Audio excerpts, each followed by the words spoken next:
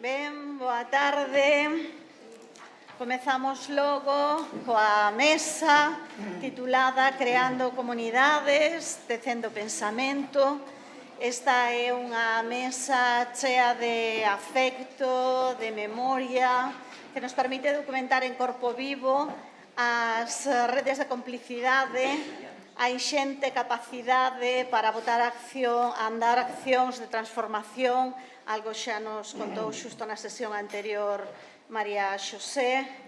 Interveñen nesta mesa, coido realmente francamente difícil facer a presentación desta mesa. Para a próxima vez non me volvedes buscar a facer este tipo de presentacións porque é imposible falar de currículos tan intensos como os que están aquí, ou seja que só podo facer presentacións breves e xustas, incompletas.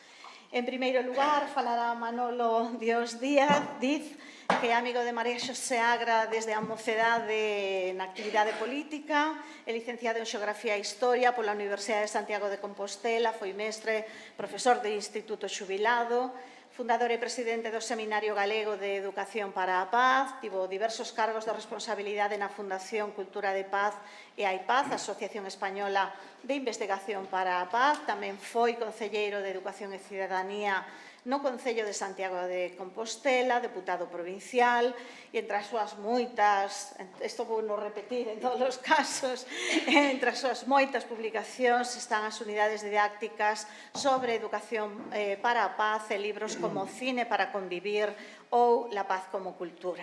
A continuación falará Carmen Blanco, que está aquí pola súa complicidade no pensamento en relación ao xénero, en relación tamén á acción feminista, é profesora na Universidade de Santiago de Compostela e escritora, é autora de poesía, narrativa e ensaio, tamén é traductora, participa no movimento de mulleres desde os anos 70, coordina con Claudio Rodríguez Fer a revista Unión Libre, Cadernos de Vidas e Culturas, é secretaria da Asociación para a Dignificación das Víctimas do Fascismo. Nas cuestións de memoria ten traballado en moitos sentidos de maneira moi intensa. Sinalarei, porque había que retallar como ensaísta, o seu traballo en temas relacionados con poder, muller, sexo, memoria, lugar, cultura e literatura ao longo de numerosísimos traballos. Entre eles destaco sobre todo a súa literatura galega da muller de 1991 ou entre os recentes, por exemplo, Letras Lilas. E é autora, e quero subliñalo porque ten que ver con este perfil de acción, é autora de varios himnos, entre eles o Marchando máis alá, himno mundial das mulleres. A continuación falará Ramón Maiz, que presenta Ramón Maiz neste foro, catedrático en Ciencias Políticas e da Administración da Facultade de Ciencias Políticas e Sociais da USC, recuperou e pensou o ensaio sobre a nación en Galicia, ten numerosísimas publicacións e moi seguidas e lidas tamén fora do seu propio ámbito de coñecemento, porque é unha persoa moi influente neste sentido, sobre regionalismo e nación, revolución, identidade, institucións políticas, poder, por exemplo. Entre os seus libros podemos destacar O sistema político de Galicia, as institucións, ou a idea de nación, ou a Beira de Beiras, homenaxe nacional, e é editor, por exemplo, de Sempre en Galiza de Castelao. Co Arte do Imposible acadou o premio Ramón Piñeiro 2010. Da miña dereita, outra persoa que tampouco necesita presentación máis nesta institución, que é Ramón Villares. Eu debería me calar aquí porque, como ustedes saben, foi anterior presidente do Consello da Cultura Galega, precisamente polo traballo que leva feito en institucións como o Consello da Cultura e no rectorado da USC, entra en contacto moi intenso con María Xosé Agra. Ele é catedrático de Historia Contemporánea da USC, os rigores dirían que está xubilado, estas cousas, ou emérito, non lembro. Emérito. Por aí anda. Esta é unha resposta desa de indefinición a galega seca, onde quen escoita non sabe, pero el ben sabe. Entón, catedrático de Historia Contemporánea da USC, como dicía, foi presidente do Consello da Cultura Galega entre 2006 e 2016, antes foi rector da USC. Hai 18, desculpa. Estou atendendo. 18. Antes foi rector da USC de 1990 a 1994, antes decano da Facultade de Xeografía e Historia, etc. É un dos fundadores da Asociación Española de Historia, especialista sobre todo en Historia Social e Migración, pero, bueno, habería moitas outras palabras chave. Entre os seus libros podemos destacar unha Historia de Galicia, Figuras da Nación, Emigrante dun país soñado, Luis Soán, entre Galicia e Argentina, Cultura e Política na Galicia do século XX, recibiu diversos premios como Fernández Latorre, Otero Pedrallo ou Monforte. Que é imposible comprimir todas estas biografías. E, finalmente, benvingut Bernat Royo Torte Serra está aquí porque representa unha complicidade con María Xosé Agra na investigación e na filosofía política. Ele é filósofo, profesor na Universitat de les Illes Balears e tamén ensaísta. Nas súas liñas de investigación estuda os efectos socioambientais da globalización e da crise económica actual, así como as transformacións sociais contemporáneas e os seus problemas. Pensou a crise da modernidade e as transformacións que experimentaron as principais categorías filosóficas e políticas modernas, sobre todo os conceptos de política, cidadanía, democracia e contrapoderes na nova orde mundial. Entre outros libros, de novo unha selección, podemos destacar La gran ofensiva a poder e economía, ou Alberto Saoné, Historia de ética e filosofía política, como en catalán, filosofía política, e máis razón política, globalización e modernidade compleja. Intentei facer unha presentación moi breve porque o importante é que quen participa nesta mesa teña tempo.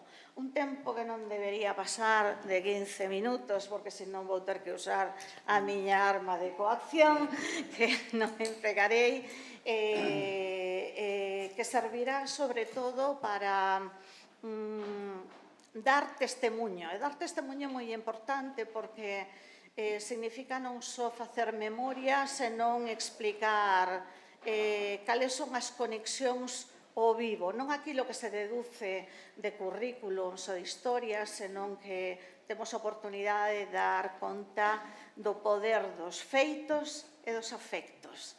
Así que este é o vosso turno. Moitas grazas. Teño que confesar que cando recibín a comunicación de Carme Adán en representación do Consello da Cultura Galega para participar neste acto, sentínme, como non, agradecido, moi honrado, pero tamén sorprendido, pois a verdade é que non teño eu currículum para avaliar ou glosar, tan sequera moito menos facer unha laudatio da miña amiga da mocidade, María Xosé Agra Romero. Logo entendín que diso se trataba, de intervir máis como amigo, como colega, nun acto colectivo de homenaxe a María Xosé.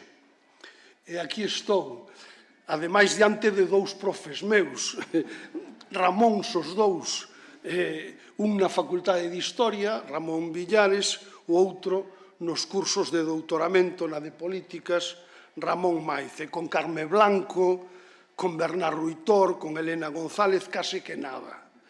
Bueno, pois imos alá, pedindo perdón de antemán por se un non está á altura das persoas que hoxe compartimos esta mesa. Coñezo a María Xosé Agra desde hai moitos anos. En este caso, créedeme, son moitos anos.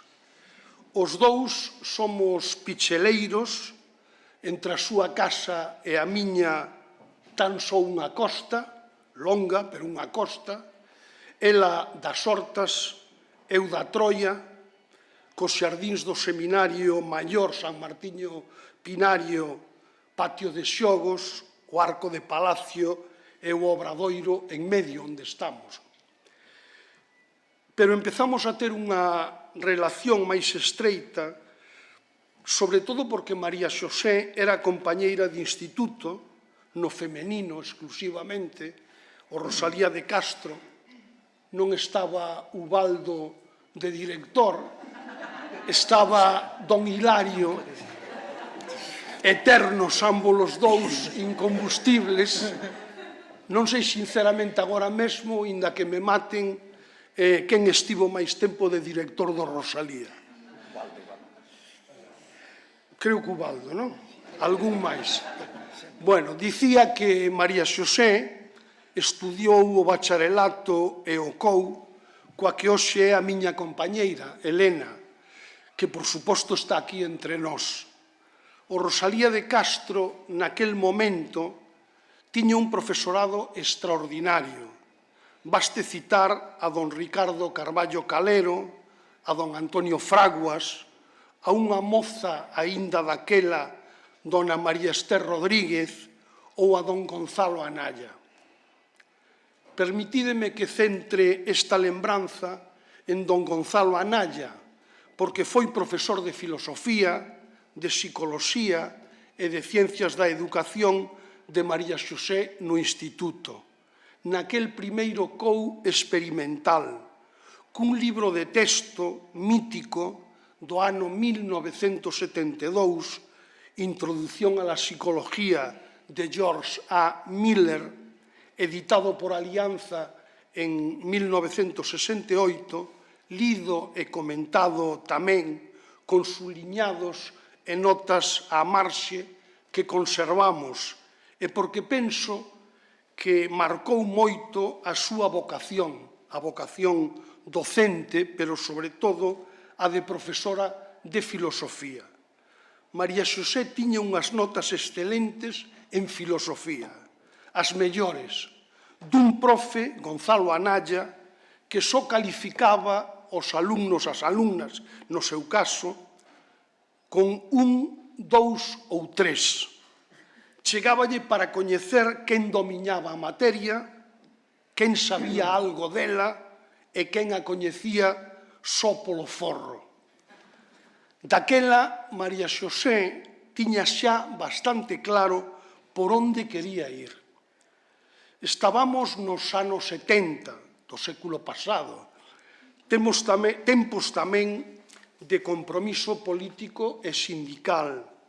Eran os finais da dictadura, tempos de risco, cando arriesgarse non era unha palabra retórica ou unha pose. E María Xosé, xa con Xavier de Salvador, asumiron riscos que agora mesmo, na distancia, probablemente non valoremos con exactitude. Na súa casa instalouse o aparato de Agiprop, dicíamos así daquela. Xa non sei a verdade se de Información Obreira, Larga Marcha, o PCU ou o Partido do Traballo, nos que militamos con entusiasmo e valentía, por que non dicilo? Eran tempos de descubrimentos dos iguais, do país, tempos de andainas, de excursións, en tenda de campaña, camiñando, claro, como aquela imborrable pola Costa da Morte, de Fisterra a Malpica. María Xosé volveu e viviu en Camariñas algún ano. Íbamos en pandilla, éramos 8 ou 10 compañeiras do instituto e amigos delas. Acampábamos onde tocaba, pasamos frío, calor, e chegamos empapados ao atrio de San Xulián de Moraime. Non sei se se acordará.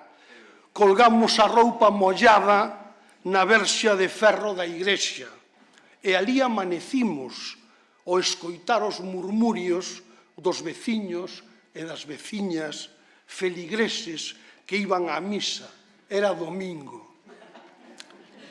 E tentamos cazar jazafellos na praia de Traba, de noite. Algunha pasou no moi mal aquela noite. Subimos e baixamos Monte Branco e chegamos a Santas Mariñas e a Brañas Verdes, onde pensaron que tiveramos un accidente de avión, que éramos os supervivintes. Eran outros tempos, xa lonxanos. E falábamos moito, riamos tamén moito, de todo, sen parar, de libros, de películas, da vida, dos nosos desexos e aspiracións, tamén de tumbar a ditadura. Daquela excursión conservo fotos, algunha comprometida, que por suposto non vou amosar. E celebramos festas familiares xuntos e intercambiamos libros, comentábamos as películas, mesmo fixemos grupos de debate e de estudio sobre os clásicos do marxismo, da Escola de Frankfurt, de Adorno, de Pulanzas, de Gramsci e, como non, de Marta Hanecker.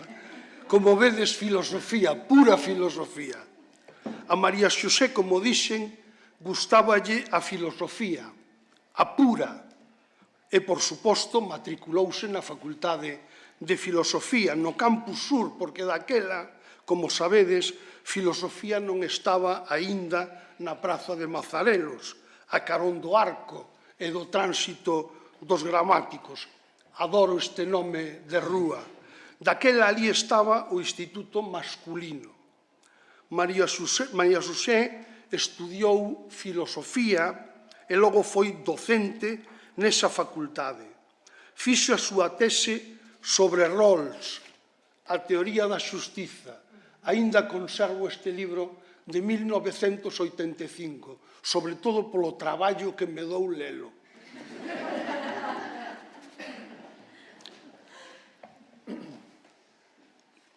Lino con moita atención, quero decir, por suxestión dela. E logo toda unha vida dedicada á docencia, á cátedra e ao feminismo. Unha vida exemplar, adicada ao magisterio e que todas e todos coñecedes mellor que eu. Desde mediados dos anos 80, colaborou activamente co Seminario Galego de Educación para a Paz que eu presidía, e mesmo nos seus encontros anuais de Educación para a Paz participou en diversas ocasións. E coincidimos moito, sindicalmente, políticamente, e deixamos de coincidir, e coincidimos de novo, e mantivemos aquela vella amizade de antano, de vellos camaradas, de picheleiros antigos. Non fomos quen de cambiar o mundo de raíz, pero fixemos o que poidemos. Axudamos a cambiálo, desde logo, María Xosé, moito máis. 1.000.000 de grazas.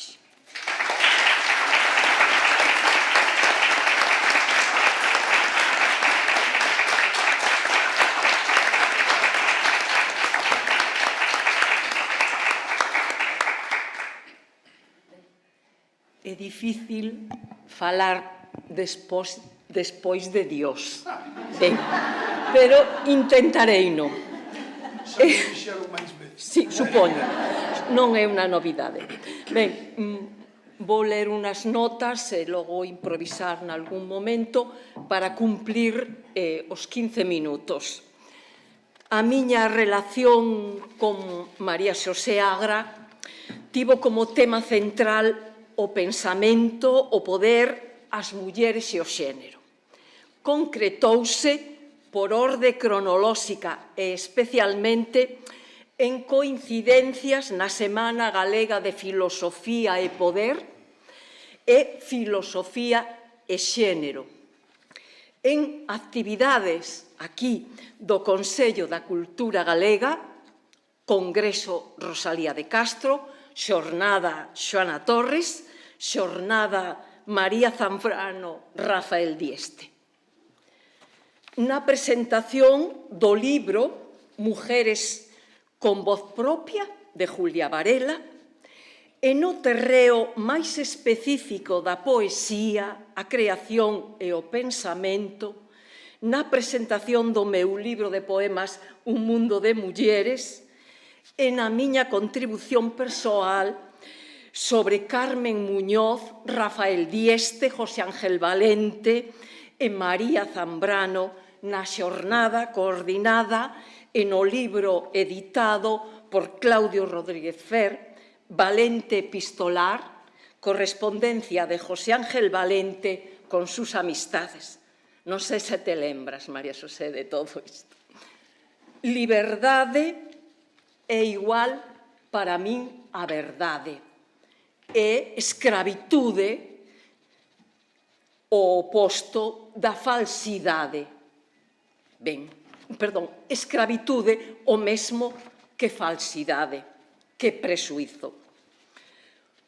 Unidade e variedade. Neste mundo nos movemos. Igualdade de dereitos humanos avanzados. Este ideal tamén me parece básico. E diversidade. Respeto ás diferenzas que existen na realidade.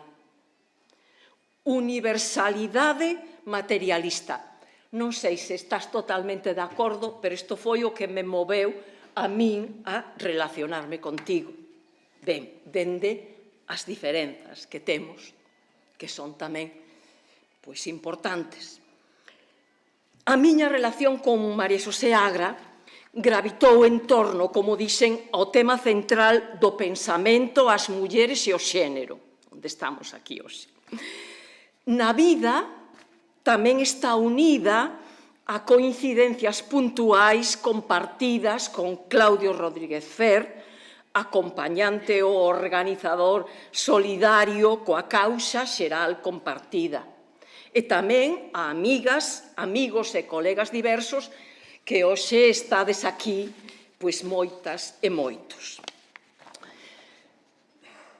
Simplificando, apartado A, dentro da USC coincidimos e uniunos o vínculo do pensamento feminista dende tempos recuados para as nosas idades de hoxe.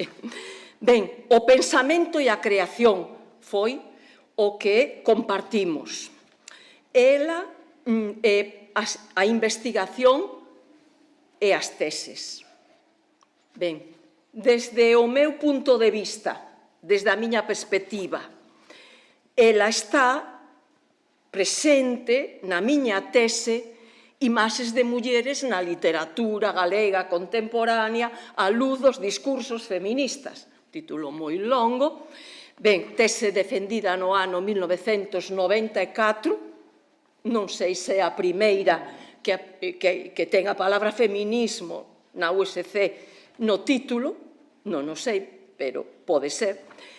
E está nesa tese ela polo seu pensamento e pola súa práctica. E non só, pois tamén está presente na investigación sobre as mulleres e a literatura, na bibliografía consultada e citada que aparece logo nas publicacións que se fixeron da tese. No libro O contradiscurso das mulleres, a primeira parte teórica, e máis na parte analítica nas damas prostitutas e feirantas. Tamén está máis implícitamente no meu libro que recolle artigos moi diversos, Mulleres e Independencia. Estes 3 libros publicáronse en 1995, saíron todos xuntos, produto dun traballo de moito tempo. Ben, aí está María Xosé Agra, por dereito propio, por xustiza, coas súas investigacións e os seus traballos. Ben, na USC, a xornada e o libro Valente Epistolar, está ela aí, presente por ser citada de maneira un pouco colateral. Esta xornada, este libro, pois vinculado á cátedra José Ángel Valente de Poesía e Estética, aí eu contribuín cunha investigación feita con material que se garda na cátedra, máis coa miña memoria persoal de ter coñecido a Carmen Muñoz, a Rafael Dieste, por sorte para min, e máis a José Ángel Valente tamén por sorte para min. Entón, na contribución Poetas creando, cartas de Rafael Dieste e Carmen Muñoz a Valente, publicado nese libro que citei antes, Valente Epistolar, pois saludo a xornada que no Consello da Cultura Galega organizou sobre Zambrano, pois María Xosé Agra xunto con Ramón Maiz. E aí aparecen citados como corresponde. Ben, ela chamoume para estar nun tribunal de unha tese moi interesante sobre feminismo, las mujeres de la nueva civilización, 1900-1950, de Mercedes Expósito García. Aí estiven nese tribunal e logo o libro se publicou en cátedra de la Garzón a la Pinap en 2016. Ben, fora da USC foi onde comenzamos a relacionarnos, fora. Na Semana Galega de Filosofía, organizada pola Aula Castelao de Pontevedra. E aí fun invitada a participar no ano 1989, penso que é o momento en que nos coñecimos.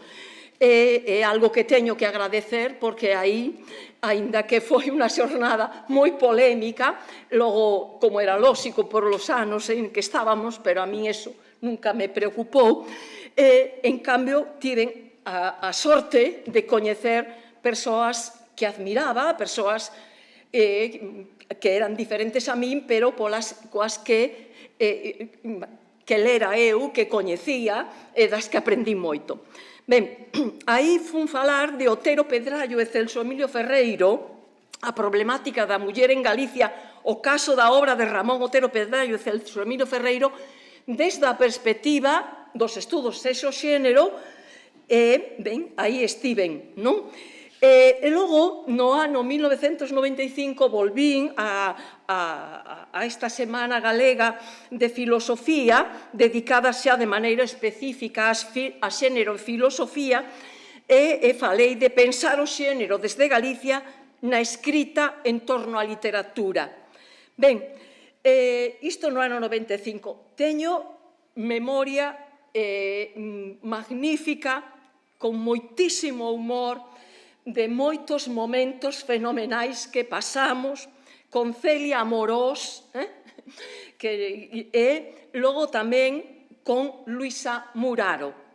Celia Amorós, esta teórica, penso que non compre explicar moito máis, que aquí neste contexto é coñecida, unha das pioneiras nos últimos tempos dos estudos de filosofía e xénero, que nos contara para min con moitísima gracia, que me encantou, que despois de dar unha conferencia abstracta sobre o logos, dixeralle alguén do público, eu o que tiña era a curiosidade, ou a anécdota era algo así, a ver que pasou con ese lobo, o logos ao lobo. Ben, esta anécdota para min foi fermosísima, e moitas máis cousas que nos convidaban o aquelarre e tal. E logo con Luisa Muraro, a quen esta feminista italiana dunha línea vinculada a Virginia Woolf, a certa filosofía francesa, etc., do afidamento, que eu admiraba tamén moito, fomos a ver a Praia da Lanzada, e teño unhas fotos que lle fixen de costas porque non quería sair de fronte nas fotos. Entón, mirando para o mar, ali xunto a ermida na Lanzada, na fermosura da Praia da Lanzada, ali fixemos esas fotos. Ben, logo, en segundo lugar, a poesía tamén nos uniu dende fora, porque aquí en Santiago de Compostela, cando eu publiquei en 2011 o meu libro de poemas Un mundo de mulleres, pois dixen eu, quen me presenta este libro? Tiña grandes dificultades, eu persoais, non é que non houvese xentes moi capacitadas, pero por razóns diversas, pois, quen me poderá presentar este libro? E pensei de inmediato en María Xosé Agra, que aceptou e presentou o libro na librería Couceiro, porque había aí moita poesía e pensamento, eu pensaba que podía ser idónea como o foi. Ben, No Consello da Cultura Galega, xa sabedes moito máis disto, aquí na vosa casa, e viñen invitada a falar de Carmen Muñoz Manzano, a muller de Rafael Dieste, a falar na xornada Zambrano Dieste. O título, repito porque é bonito, para min, Xornada Zambrano Dieste, o legado de dúas figuras insobornables. Ben, penso que Carmen Muñoz tamén o é en grande medida insobornable. Ben, penso. Logo, viñen aquí tamén ao Congreso Rosalía do ano 2013 a falar da Rosalía Virginia, así a caracterizou Claudio Rodríguez Fer, seguindo unha caracterización moi axeitada do que foi meu profesor, Ricardo Carballo Calero, cando nena en Fingoi e despois na Universidade de Santiago. Ben, viñen falar da Rosalía Virginia, ou sexa, da Rosalía de Castro feminista, para entendernos, e avances na poética da liberdade. Aquí estiven nunha mesa que ela coordinou, se non lembro mal. Ben, Rosalía, a luz dos novos paradigmas críticos, titulábase a mesa. Ben, logo, en Chantada, outro lugar que da orixe das miñas orices por vía paterna, aí estivemos tamén xuntas presentando un libro, porque así non lo pediu Julia Varela. Isto, aí con Chantada, Ramón Villares tamén ten hai moitas conexións con el, aprendimos del moitas cousas do que investigou ali nesas terras. Ben, entón, aí tamén estivemos xuntas nesa presentación dun libro de unha socióloga, que se titulaba Mujeres con voz propia, non? Pero tiña un título máis longo que logo direi. Aí, estivemos nun lugar de orixes miñas, paternas, pero tamén maternas, etc. E aí conectamos eu, desde a miña perspectiva, co exilio, con París, pensamento libertario, porque Julia Varela e o seu compañeiro Fernando Álvarez Uría tiveron estas experiencias, unhas persoas maiores que a min, no exilio en París, nas publicacións, na colección Genealogía del Poder da editorial La Piqueta, non? Coas teorías todas sobre Michel Foucault, na línea de investigación de Michel Foucault, figura de quen eu aprendín moitísimo, aínda que teña tamén grandes diferencias con el noutros puntos. Ben, simplemente para rematar a miña memoria destes encontros nos que teño que agradecer de maneira particular a Marisosé Agra, a máis xentes, pero a ela en particular, que lle agradezo públicamente, como deben ser os agradecementos, pois o libro de Julia Varela titulábase Mujeres con voz propia, análisis sociológico de las autobiografías de 3 mujeres de la burguesía liberal española. E digo os nomes con admiración. Carmen Baroja Inesi, Zenobia Campubrí Aymar, María Teresa León Goiri. Grazas, María Xosé.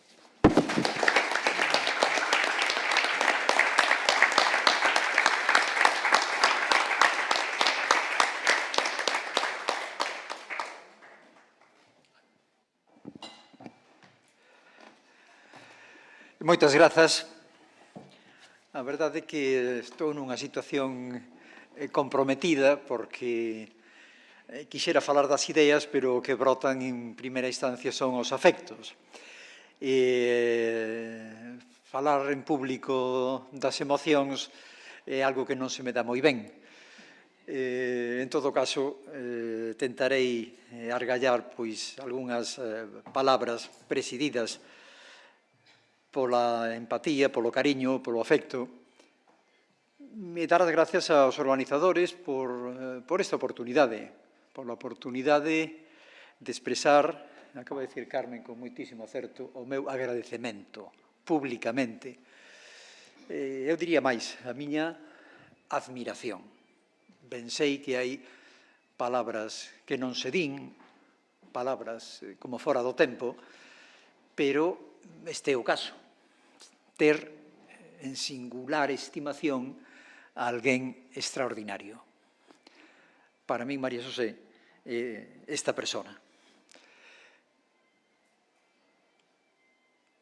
Corazón, instinto, principios. Mesmo a Pascal lle faltaba, para definir a María Xosé, pois unha cuarta. Non diría eu traballo a esgalla, senón vontade. Para min é unha auténtica fazaña da vontade. Toda a súa traxectoria combatindo en moitos frentes,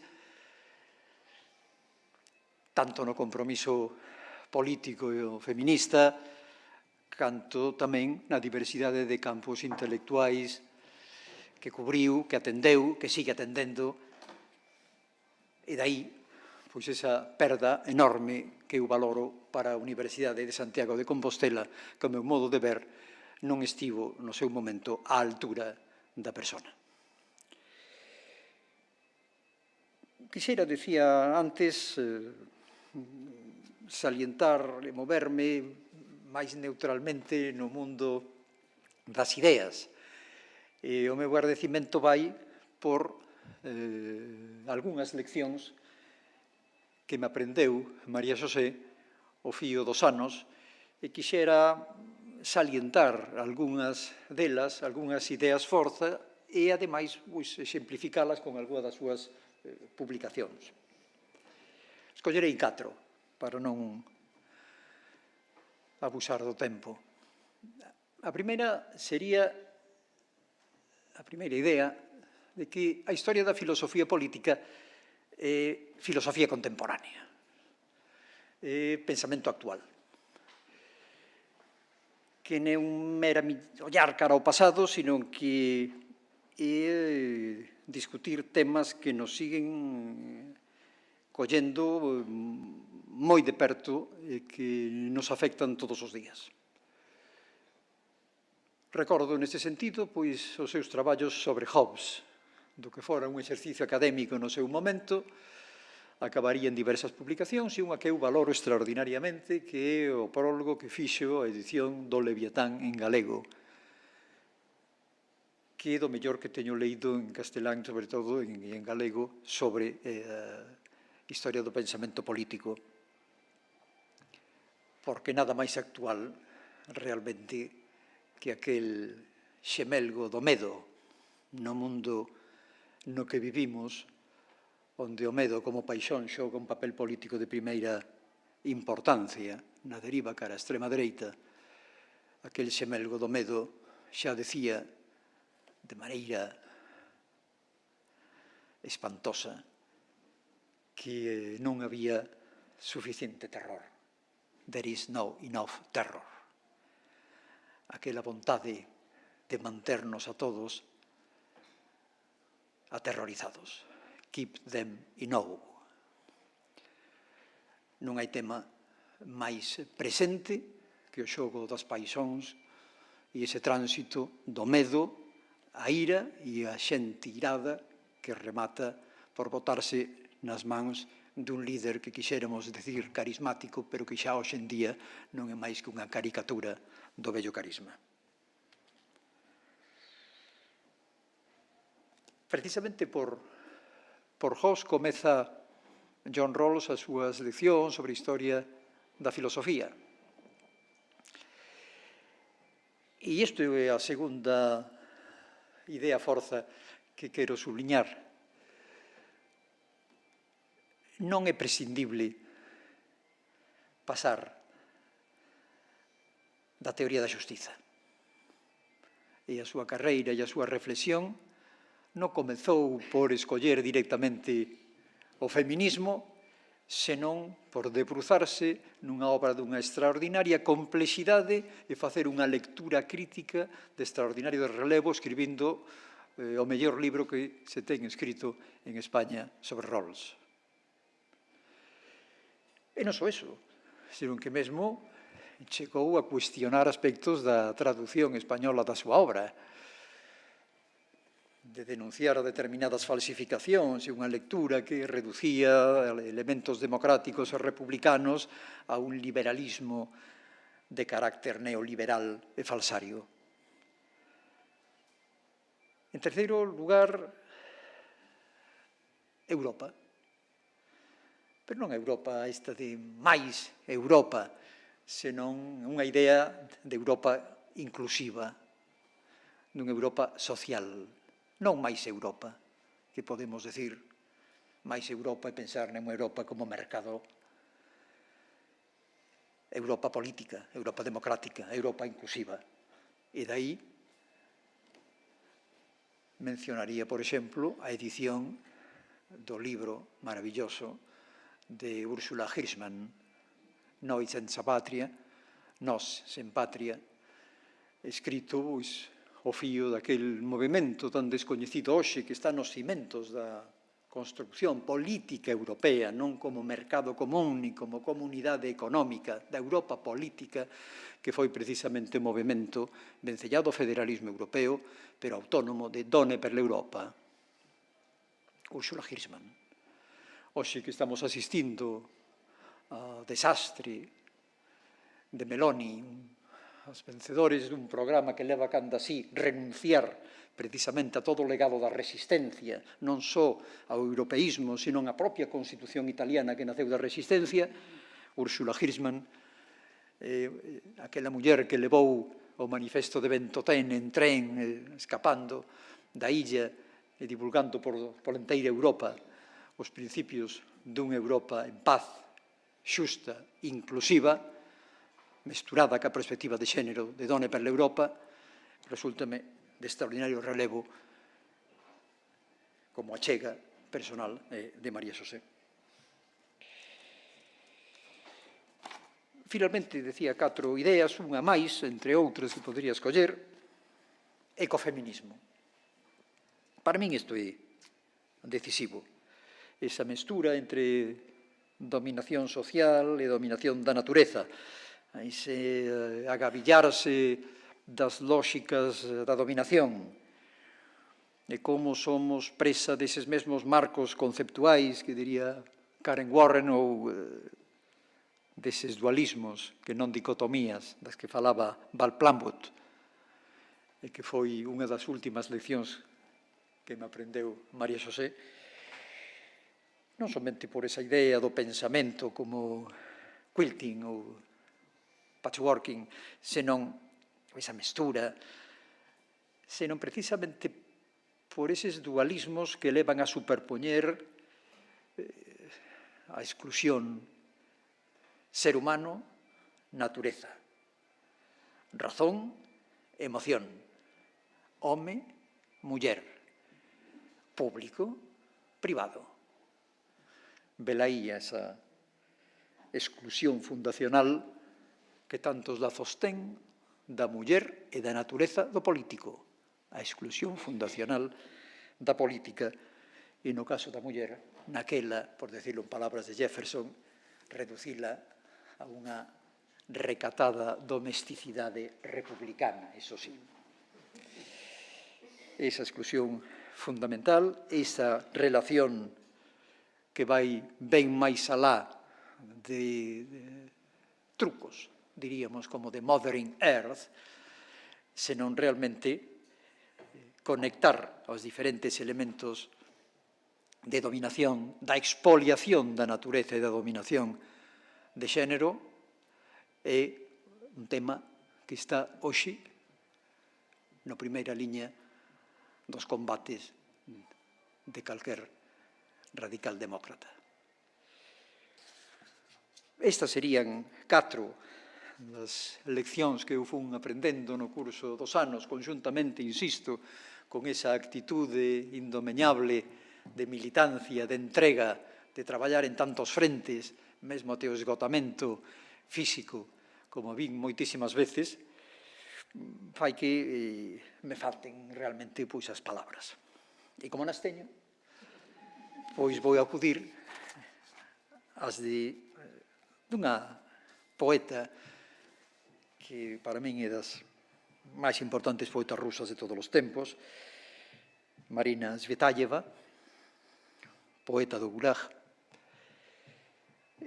Se me permiten, lerei un breve fragmento como arrimo e agasallo para María Xosé.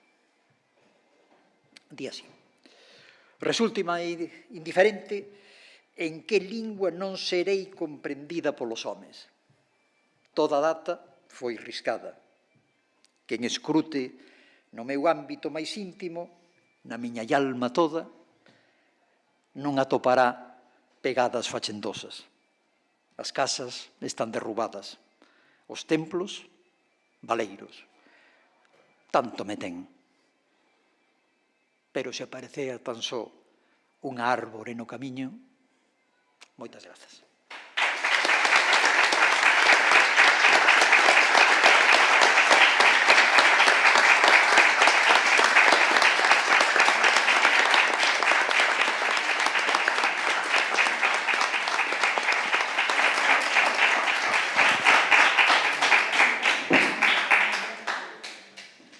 Moi ben, boas tardes. Eu non podo nin empezar nin acabar con poesía, pero vou empezar e acabar con cariño a persoa que aquí hoxe nos reúne. Ben, é verdad que a miña relación con María Xosé foi intermitente e que non estuvo movida por conexións, digamos, corporativas ou de oficio e de especialidade profesional, senón máis ben por relacións institucionais. E é deso do que me pediron que falase e eu concordei só con esa condición para poder estar aquí presente, porque realmente nin a filosofía política nin os autores que la frecuenta foron frecuentados case en nada ou moi pouquiño por min, de modo que non podría con sentido falar aquí, intervir nesta mesa. Pero hai algunhas etapas das nosas vidas e algunhas persoas que nos foron unindo ou que nos foron achegando ou que estableceron pontes. Isto me dá unha perspectiva da María Xosé, alén de ser profesora, investigadora, activista, etc., tamén dunha persoa que contribúe a crear e a mudar desde o punto de vista institucional as cousas que de outro modo mellor non poderían facerse. Esta mesa chamase Creando Comunidades, Tecendo Pensamento, pero no meu caso teria que decir que sería máis ben creando complicidades institucionais, non? E desde estas complicidades actuar. Non contra, sino desde dentro cara fora. Isto me leva primeiro a unha fase da nosa vida que estuvo acompañada, que foi o tempo de xestión universitaria, no meu caso, basicamente como rector, que cando era decano non había motivo para facer eso. Naquela época teño que decir que eran moitas as tarefas que estaban pendentes ou que creíamos que había que acometer, e non todas fomos capaces de facela, pero algunha delas, que foi moi silandeira, pero moi importante, foi todo a reordenación do sistema bibliotecario da universidade, un ámbito que costuma pasar desapercibido, porque é cousa de oscuros funcionarios, que despois de pasar en unha oposición de arquiveiros, bibliotecarios, arqueólogos, ou como se chamase en cada momento da súa historia, poderían estar, en fin, ao corrente de todo iso. María Xosé axudou moito, naquela altura, a darlle sentido ao sistema bibliotecario da Universidade de Santiago, a establecer relacións co corpo facultativo, e nunca mellor dito facultativo, e non como a veces decimos, dificultativo, e para mesmo proxectar cara ao futuro este servicio tan básico para unha universidade, despois dos profesores, que son as bibliotecas e os laboratorios. Os laboratorios non nos ocupamos, ou a ela non se lle non lle incumbeu este campo, pero sí no aspecto das bibliotecas, e teño que deixar constancia aquí deso, sobre todo na relación co equipo que primeiro dirixirá, en fin, Vilariño, Daría Vilariño, despois Concha Varela, e despois Virtudes Piñeiro, Pardo Piñeiro, me parece. Con todas elas, María Xosé foi capaz de establecer unha relación persoal extraordinariamente afectiva e directa, pero isto non chega, senón que foi tamén capaz de diseñar a ordenación das bibliotecas, a súa apertura para serem consultadas, a forma de catalogalas, a forma de establecer as adquisicións. En fin, hai moitas cousas que nos parecen moi elementais, pero que revelan en que medida en cada momento histórico está unha disciplina, un saber e unha institución. E aí a contribución de María Xosé, máis alá da súa especialización na filosofía política e da súa condición de filósofa, ainda tamén xa de feminista, ainda que non tivese a amplitude que chegou a ter despois, e máis alá de todo isto, foi este contributo que me parece moi importante. En segundo lugar, tuve unha oportunidade tamén de poder ser acompañado, xa foi aquí citado, creo, durante o día de hoxe, e mesmo na súa entrevista que antes fixo con Ana Romaní, nesta institución, o Consello da Cultura Galega. É verdade que aquí foi unha contribución distinta, máis próxima, que eu puiden seguir máis de cerca. Daquela, eu vi a María Xosé, eu conocí a María Xosé, claro, de época de rector, e antes e despois, pero tamén, desde o despacho, que está aquí debaixo deste salón, había todos os días ás 2 da tarde pasar casi sempre a mesma hora a unha figura baixiña, miúda, pero que andaba con decisión, que iba, reputo, para a súa casa da Rúa das Hortas. Pensaba eu para min, esta muller que pasa sempre por aquí por diante e non pode estar facendo outras cousas máis importantes. E así foi, xa estaba aquí, porque Andrés Torres Queiruga foi esencial neste sentido de alertar a institución, o Consello da Cultura Galega, para ocuparse deste campo dos asuntos que chamamos daquela, ou se chamaban daquela, de xénero. Creo que era así, se non estou equivocado. De mulleres. É de mulleres, pero eu creo que era de xénero. Era de xénero, eu recordo que creo que era de xénero, non? E do xénero pasouse, recordo ben? De xénero, despois de igualdade. Pois entonces, ao pouco tempo, na primeira, podemos decir que convocatoria que houve na primeira apertura de elección ou de renovación de membros do Consello, ela foi entrou na primeira quenda, en 2008, e desde aquela fixo un traballo que non vou a insistir moito nel, porque realmente xa foi motivo destas xornadas,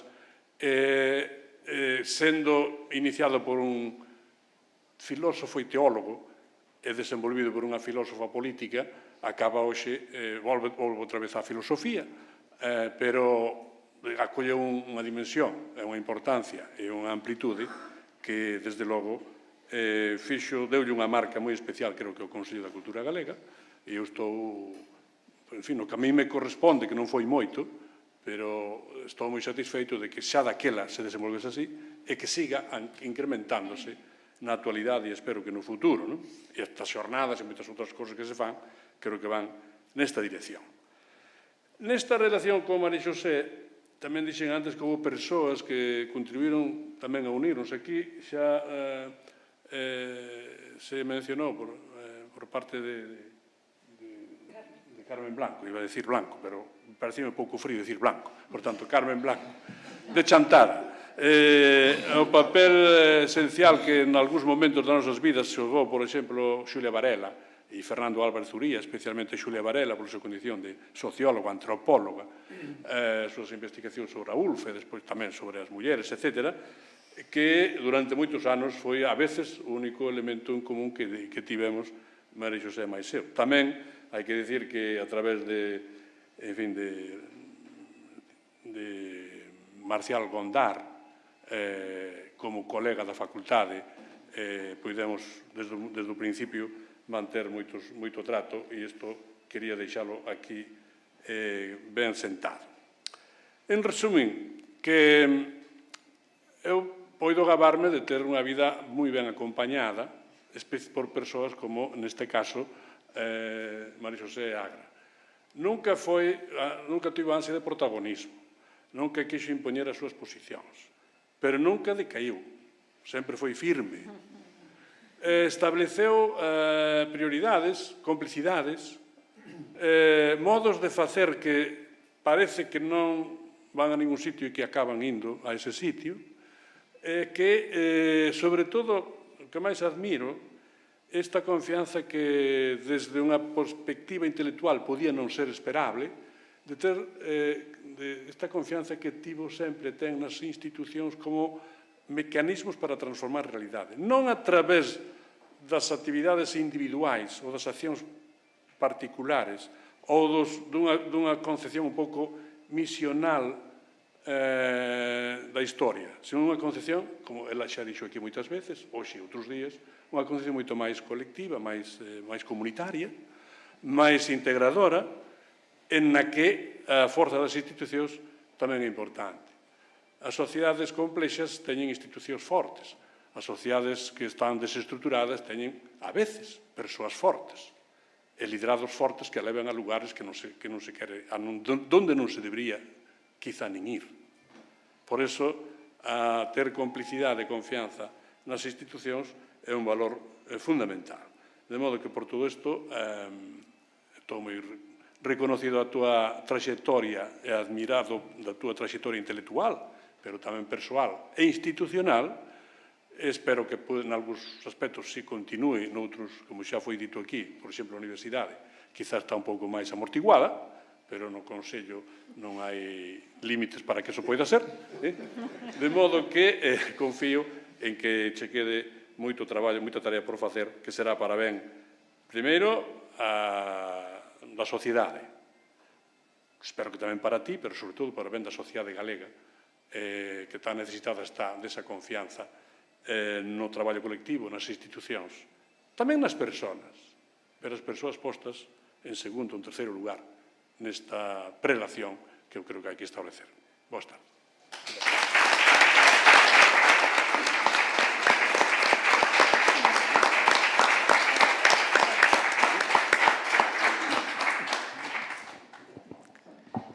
Entendemos ben, podes falar.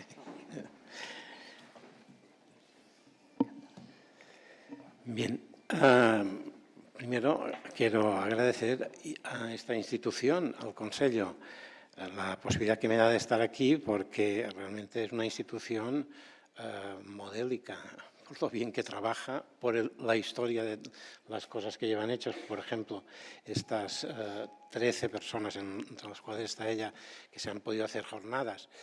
Yo también ya había estado aquí porque, participando en un grupo de investigación suyo, también había invitado a una filósofa francesa que hizo su presentación aquí. Ya había estado, no sé si debía ser 2015 o 2014, más o menos, ahora no sé exactamente, pero veo que el Consello continúa teniendo estas posibilidades que realmente yo creo que son bastante inéditas. Se lo comentaba antes, quizás en Cataluña hay algo que se puede hacer así, pero no sé, pero nosotros no tenemos nada de esto. En Baleares no tenemos nada de esto y creo que en otros sitios tampoco, lo cual vale la pena conservar y continuar trabajando en esta institución, que es y por lo visto además tiene una autonomía respecto de los avatares políticos que siempre pueden distorsionar una acción de largo plazo. Y después también quería agradecer a María Xosé que haya pensado en mí para hablar de esta dimensión de la filosofía política del trabajo, que no tanto, ya se ha explicado esta mañana, ya se ha hecho una exposición de sus ideas y después ahora han planteado, no tanto de esta dimensión, sino un poco del trabajo que ella ha hecho en la filosofía política. La filosofía política en los años 80 institucionalmente no existía. Esto hay que... Se comienza comienza a existir por una de estas movidas que hay entre una serie de profesores, Javier Muguerza, Fernando Quesada y tal, que incluyen algunas asignaturas en planes de estudio. A partir de aquí se podrán crear, ya sabéis todo esto de la academia cómo va, se podrán ir creando espacios para la filosofía política y, por otra parte, disputados, porque hubo un momento, no se trata ahora de pensarlo, pero que de alguna manera desde filosofía del derecho se quería, de alguna manera, disputar la posibilidad de que la filosofía política tuviese autonomía. En ese sentido hay que citar la convicción de Fernando Quesada, que fue catedrático aquí antes de filosofía política, creo que de filosofía moral, pero después se creó la primera cátedra de filosofía política, que fue Fernando Quesada, con el cual ella hizo la tesis doctoral y que ha sido de alguna manera el inspirador, tanto de ella como mío, y el motor inicial de todas estas movidas. Y a finales de los 80, a principios de los 90, ya son como 32 años que llevamos unos congresos, que hicimos seminarios, que hicimos jornadas durante todos los 90 y que también a principios de los 90 se proyectó una acción hacia Latinoamérica y que se creó la Asociación Iberoamericana de Filosofía Política. Los primeros viajes que hicimos a México y a algunos sitios en donde esto, y que ellos venían aquí, que se fue tomando cuerpo tanto a nivel de pensamiento como a nivel de universidad. Algunos otros grupos había, pero que no fueron institucionalmente. En Barcelona había el grupo de los discípulos de Manolo Sacristán, pues, que también fueron en Cataluña pues, desarrollando, y después de Bermudo, y se fueron creando grupos de filosofía política que ya le han dado una dimensión que va mucho más allá. Otra generación que de alguna manera vino después, que ahora están en sitios, Chema, Paco Colom, tal, que fueron ya... también recogían otras dimensiones de la filosofía política más del momento, y entonces esto ahí fue desarrollándose. Yo creo que María José, desde entonces hasta ahora, ha sido la persona casi que más continuidad ha dado a este tipo de trabajo, junto con Fernando Quesada. En los años 90 fue estas polémicas que se han citado aquí, de la teoría de la justicia, de Rawls, del comunitarismo, todas estas del republicanismo, en los años 90. Después ya se fue complicando. Yo creo que toda esta dimensión, que después hablaré un poco de que hemos colaborado mucho institucionalmente entre ella y nosotros de Palma, en proyectos de investigación y estas dimensiones, pero yo creo que durante todo este tiempo, que ya hace muchos años, hay una cosa que es curiosa, que estando yo en Palma de Mallorca y estando ella aquí, se haya mantenido esta conexión. Yo creo que hay una cierta, o yo al menos lo siento, no sé, una cierta sintonía, diría yo, moral, política e intelectual en torno a la posición de la filosofía política. No una filosofía política por arriba, sino una filosofía política que se citaba esta mañana, de situarse en la complejidad, de situarse en las diversas vulnerabilidades, de situarse en la lucha, de situarse en la transformación y ver la perspectiva, no una perspectiva de solucionarlo desde arriba, sino una perspectiva de lo que pueden aportar las diversas voces y de la escucha, esta dimensión permanente que hace que con ella siempre haya habido un diálogo con las diversas circunstancias, de lo que han ido pasando, de las diversas corrientes y modas intelectuales y autores que van cambiando, pero esta dimensión yo creo que ha sido importante para mantener esta comunicación, yo creo que fluida y sin ningún problema. Y también esta actitud de María José, que es una actitud, como ahora señalaban, siempre colectiva. no protagonista, de colaboración, de ir a solventar los problemas, de trabajo que ha facilitado pues, que esta conexión haya continuado hasta ahora, yo creo que con una naturalidad muy grande, y continúa. Y esto ha llevado a que esta colaboración especial que ha habido entre Santiago y entre Palma haya tenido esta continuidad. Nosotros hemos venido aquí, en particular yo, a participar no solamente en jornadas y esto, sino en tribunales de tesis doctorales. Ella ha venido allí a participar y 3 profesores ya más jóvenes que yo que están allí. Ella ha estado en los tribunales, Joaquín Valdivieso, Lucrecia, y ahora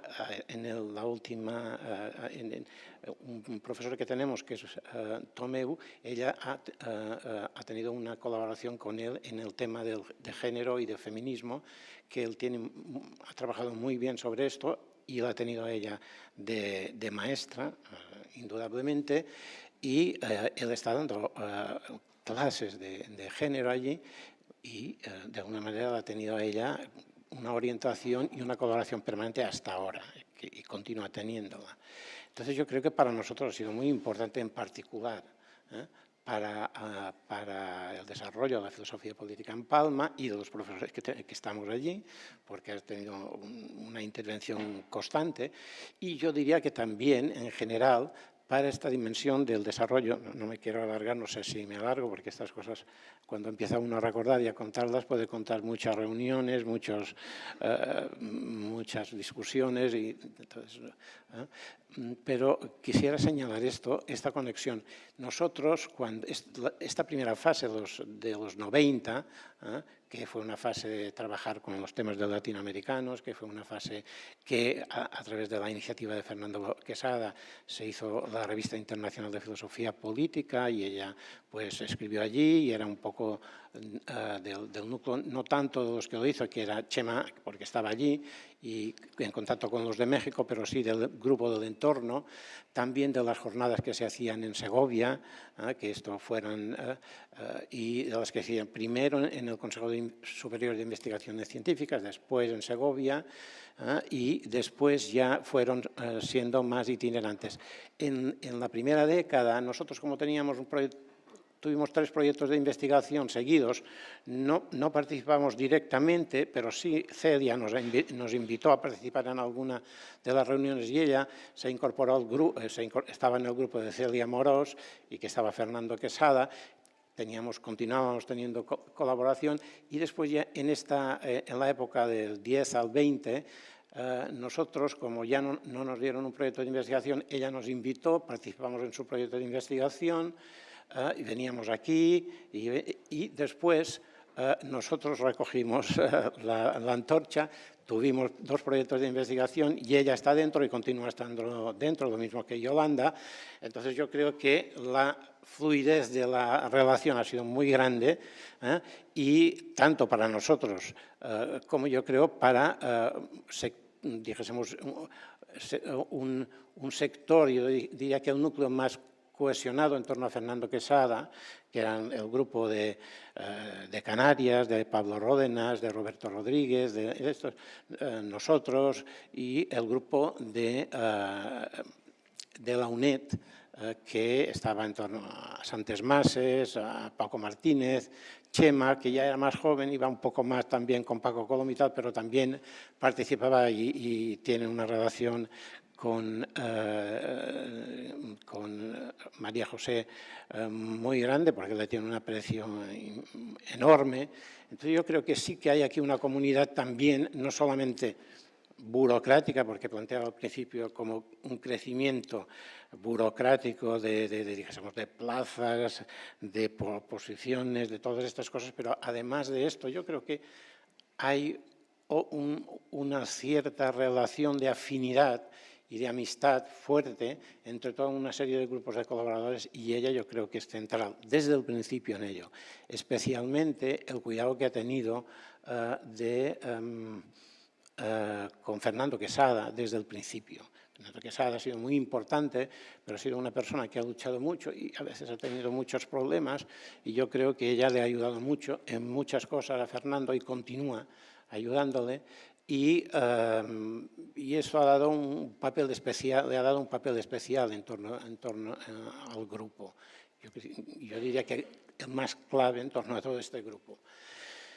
Porque tiene todas estas cualidades, sobre todo esta de trabajar colectivamente como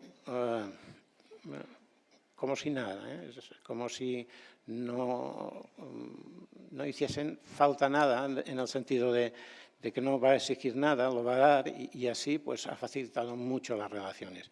En este sentido yo creo que para el desarrollo de la filosofía política y en particular para una serie de sectores dentro de la filosofía política ha sido clave. Hay otros sectores, naturalmente, hoy en día es mucho más complejo, no solamente la complejidad de la que hay que pensar, sino incluso la complejidad de la filosofía política y en los sectores que hay universitarios, pero yo creo que aún en este entorno del que hemos hablado aún queda. En Madrid, tanto en el Consejo, que hay sectores de Velasco y tal que tienen relación con esto, como en el Consejo, Chema, aún Santes Mases, como en Palma, y después yo esta dimensión la desconozco más, probablemente tú, la colaboración que ella ha tenido con el grupo de Barcelona de estudios de género. Tengo que decir en esto que este capítulo tercero de este libro, que es un libro fantástico, este capítulo tercero a mí me parece que tiene una síntesis de su posición en filosofía política a través del análisis de la historia, del pensamiento de la justicia. Y hay una cosa que quisiera destacar, no voy a entrar en el pensamiento, pero que quisiera destacar, que esta cosa que ella llama el giro político en la filosofía política, yo creo que ella ya lo tenía antes de que hubiese el giro, casi. Es decir, ya tenía esta posición de entrada. Y por esto lo ha entendido muy bien. Estas autoras que cita aquí, Marion Jung, Sheila Ben-Javid, Nancy Fraser, a través de las cuales va dando un giro a la filosofía política y la sitúa en este terreno más concreto, más de la complejidad, más de las luchas, más del reconocimiento, que entonces transforma la discusión de la distribución en una discusión política diferente, continúa estando, pero yo creo que por esto ha sido para mí tan fácil hablar con ella, porque desde siempre, porque ya lo tenía desde siempre, incorporada a esta posición, porque yo creo que es su posición vital esta. Y esto que trata todo, no me voy a alargar porque todo el tema de las vulnerabilidades, de las opresiones, de las dominaciones, desde ahí donde los sujetos surgen, que son oprimidos, que son dañados, desde ahí sale, desde ahí, y por supuesto ahí está la cuestión de género como central.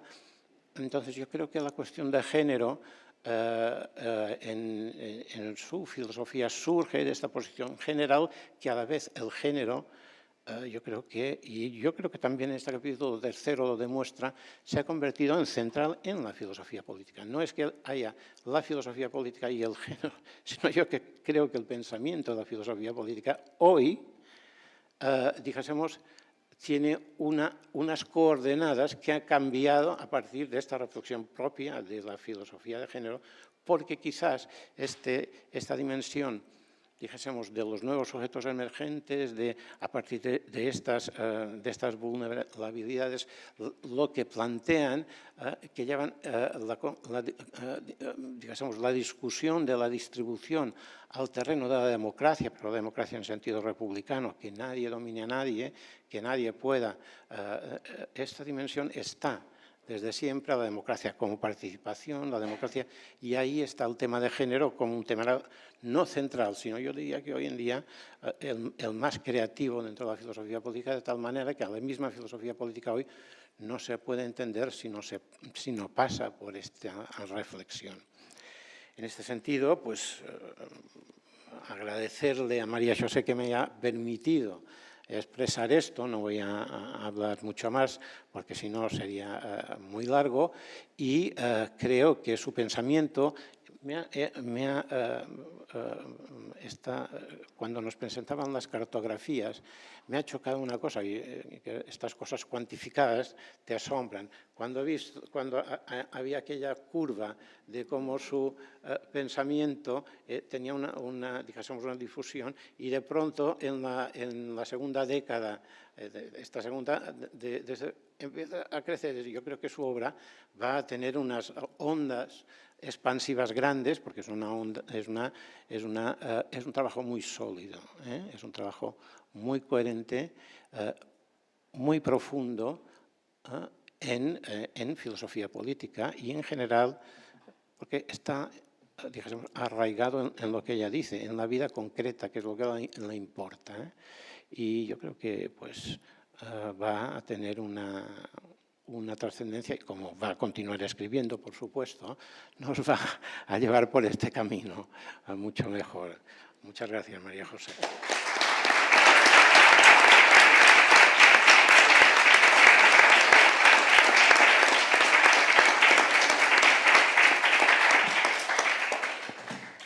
Ben, último lugar desde a mesa, teño a sorte de poder falar xustamente desta etapa de Barcelona. Debo manifestar que eu tampouco fun alumna de María Xosé Agra, mas fun agasallada co seu mestrado e co seu labor como fermento, non? Como un corpo tan miúdo pode dar tanto, porque é fermento, porque levedas, porque nos faz levedar. Falo como directora de ADUC, Centro de Investigación, Teoría, Xénero, Sexualidade da Universidade de Barcelona, e, polo tanto, falando eu, están falando tamén estimadas investigadoras e colegas que tamén dialogaron dunha maneira ou doutra contigo, Rosa Ríos, Fina Virulés, Lorena Fusté, Elena Laurenzi, Elena Losada, Andrea Radben, aquel momento en que citas a unha tal Andrea Radben, estaba sentada ali ao teu lado, Cristina Alsina, Isabel Clua, etc. Con todas elas compartimos algunhas palabras, algúns deses conceptos fortes. A primeira vez que eu te vin en Barcelona, dixéchesme o concepto, o concepto, o concepto. Lembras a forza dos conceptos, non? Mulleres e o poder de dar mortes causou unha gran sensación entre as nosas colegas de literatura, que de repente viron resoltas algunhas das cuestións que estaban traballando coa novela criminal, Europa e o feminismo, do que saiu, entre outras cousas, un monográfico da revista Lectora, as cuestións que traballabades nos proxectos do Seminario Filosofía e Xénera, que forma parte de ADUC, como, por exemplo, a cuestión da transmisión entre as filósofas, ou no caso da obra das filósofas, o concepto de vulnerabilidade entendido dunha maneira moi complexa e dunha maneira productiva que nos levase cara á cuestión da interrelacionalidade, a túa lectura sempre presente de Rosalía de Castro e que levaba á cuestión da xustiza, non? O teu labor visto desde Barcelona, porque ali tive unha especie de epifanía tipo arredor de nós, non? Eu chego, Saeblera, claro, a través de Carmen Blanco eu chego a algúns dos teus textos, pero en Barcelona deime de conta de que esa tal María Xosé Agra gozaba de moito recoñecemento, era moi lida e moi repetida, non? Entón tive nese momento arredor de nos de irte fora para poder recoñecer e coñecer o de dentro, non? Xa te dixo, solo. Entón, foi realmente moi importante porque aí María Xosé falas entre iguais e entre filósofas, entre pensadoras que están facendo contribucións ao pensamento feminista en Cataluña, no Estado español, desde unha posición integral, que non é só producir saberes, senón tamén crear complicidades, tecer redes e asumir a responsabilidade de coidar dos espazos que fan posible este tipo de debates, non? Creo que nese sentido, tanto as nosas colegas de Barcelona como ti mesma na túa acción aquí o teñades moi claro. Participaches, polo tanto, en proxectos, tamén no Consello de Redacción da revista Lectora. A nós, naquel momento, na revista, pasounos o que era a pandemia. Na pandemia todo o mundo tivo que aprender a traballar a distancia. Ben, nos fixémolo con María Xosé Agra, que, aínda que tiña moitísimo traballo, non estaba disposta a non participar nos debates. E iso foi extraordinariamente productivo, porque habitualmente as persoas de fora non participan tanto na vida das revistas, non? E María Xosé opinaba e opinaba moito, non? Nestas redes, María Xosé reencamiñoume cara ao traballo institucional e cara ao traballo de producir materiais en acceso aberto que nos permitisen chegar a tantos traballos feitos como levaban os grupos e os colectivos feministas. De aí saiu a hemeroteca digital, que seguimos publicando aínda agora en coedición o Consello da Cultura Galega, o Centro, o CEDIL, agora CEDIF, perdón, e máis SADUC, onde rescatamos revistas históricas feministas e agora tamén LGTB, non? Ese proxecto da Saia, un proxecto que parece que é moi miúdo, que vai dando 2 aportacións ao ano, como se fosen pingas pequenas, pero pingas pequenas que seguen producindo e ainda temos para un rato, non, María? Ainda temos para un rato. Claro, imos a modo, imos a modo. É absolutamente apasionante ese traballo que é un traballo de documentación. Supoño que parte deste interese viña xustamente polo seu grande coñecemento e aprecio polo patrimonio documental, non? Pero é increíble ver cantos temas que agora están enriba da mesa eran obxecto de debate e producían, ademais, unha axenda política do feminismo, aínda naqueles momentos non tan institucional como agora, que lamentablemente segue vixente, lamentablemente. Lo interesante del feminismo, di Fina Virulés, lo interesante del feminismo cuando fue creativo es que las singularidades eran muchas más que las uniformidades. Isto, a cuestión das diferenzas que falaba Carmen, isto entendeu-no moi ben María Xosé desde o principio, porque cando actuaba como fermento, creo que ainda sigues nesa posición de ir xerando masas de coñecemento polo mundo adiante, cando actúas como fermento non és disciplinaria, sino xustamente o contrario, és capaz de expoñerte, non? Nese sentido, nese asumir o mundo desde a heteroxeneidade, a mí o que me fascina é que nunca perdes ese eixo gravitatorio, como unha liña de puntos que te atravesa de arriba a baixo, porque nunca perdes o teu lugar. É absolutamente extraordinario, non? Saber que lugar ocupas e deixar que o teu redor sigan medrando de alguna maneira con liberdade, non? Ti antes falabas sobre a liberdade na entrevista con Ana e como hai que pensar de maneira colectiva, non?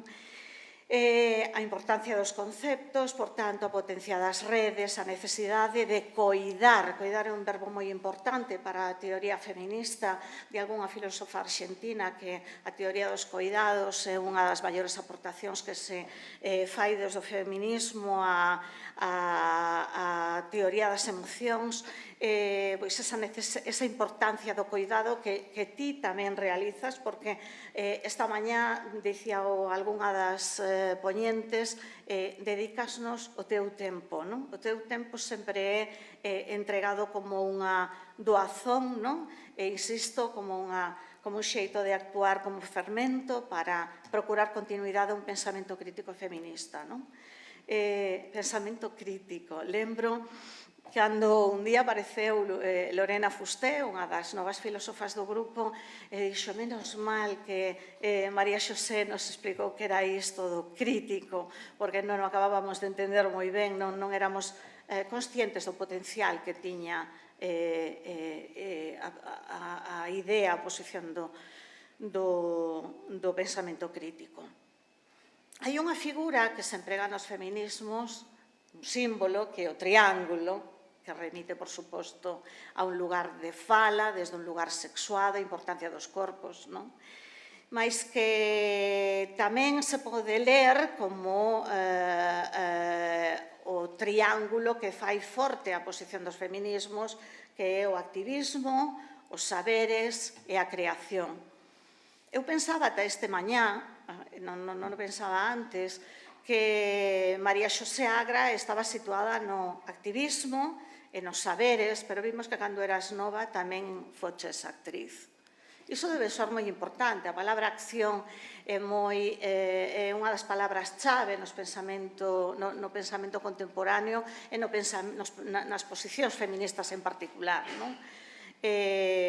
Polo tanto, desde que sabemos que fuches actriz, xa podemos decir que tes un triángulo perfecto de saberes, de activismo e de creación. O teu actuar é un actuar, xa se dixo antes na mesa, é un actuar como silandeiro, pero extraordinariamente efectivo. Es moi perigosa, por iso te queremos. Neste momento en que regresan asuntos que dábamos por resoltos, o aborto é unha lei que se pode derogar, en que os dereitos das mulleres, de todas as mulleres, aínda non están conseguidos, en que a idea de xustiza está sendo revisada. Xa sabemos que as posicións da ultradereita teñen unha grande capacidade para mudar o significado das palabras. En momentos nos que, increíblemente, aínda se censura a Judith Butler onte na Complutense, a verdade é que ter a María Xosé Agra achegada é moi importante, porque ela nos fala de, isto decía a miúdo nas nosas conversas en Barcelona, porque eu falei máis contigo en Barcelona que en Santiago, porque era o lugar onde tiñamos tempo, non? Entón, agradecíanos que acadar dereitos precisa moito tempo e perdelos non precisa nada, nadiña de tempo, é moi fácil perdelos. Así que quedamos en débeda. Primeiro estamos agradecidas, claro, pero quedamos en débeda de lerte máis, que xa acaban de dicirse que o teu pensamento ten cada vez máis pegada, afortunadamente. Temos que lerte máis, temos que lerte ben, que temos que lerte a modiño. E as editoras galegas deste país, como xa dicía esta mañá, están en débeda de republicar, de revisar e de fomentar un coñecemento, o que produce María Xosé Agra, que é extraordinariamente influinte fora e aquí non tanto. Non é que non teña influencia, pero non é tan lida. Hai que reeditarte con moito cuidado. Non podo deixar de pechar a miña intervención parafraseando a unha grande filósofa e grande amiga tamén de ADU, que é Rosa Rius. Ela fala da importancia da herencia, da herdanza, entendida nun sentido aberto, non nun sentido patrimonial de pelexa polos marcos que se moven. Convén lembrar e celebrar a herencia. Así que para nós celebrarmos ben a herencia de María Xosé Agra, ademais de darlle un grandísimo aplauso, agora hai que lerte e reeditarte.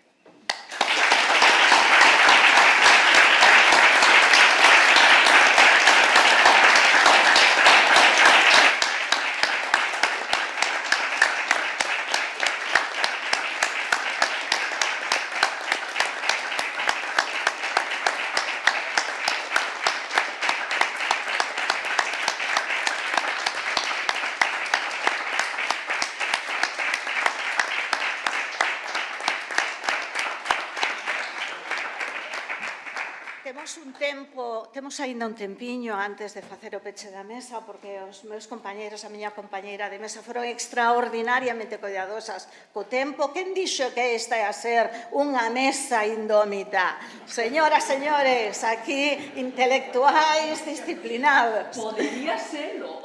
Podería ser. Extremadamente. Claro. No, o que dicían as feministas, non? De as nenas boas van ao ceo e as malas a todas partes. Ben, é un momento, se alguén quere na mesa facer unha derradeira intervención, se alguén no público quere agradecer, falar, comentar, aportar.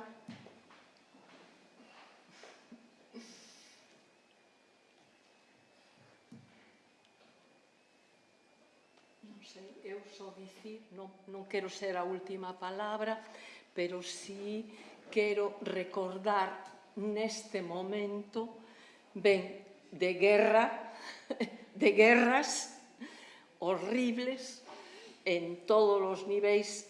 Entón, o meu pacifismo é recordar a Safo, parafrasear a Safo nun poema, que Afrodita, a ver, porque non me acordo, que Afrodita me sexa propicia para cantar o amor e non a guerra, nos sentidos máis amplos. Ben, por ti, que pensemos.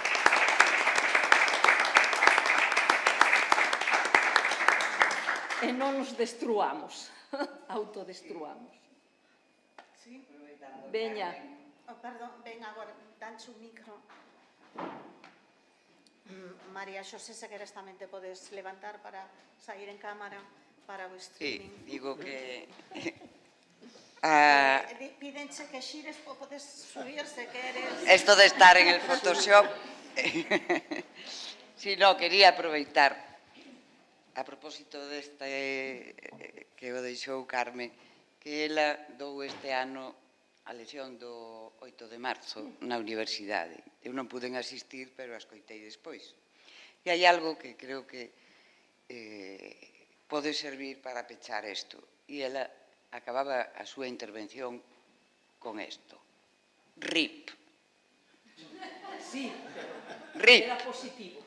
Resistir, insistir, persistir. Ese é o noso legado, o dela tamén. Igual.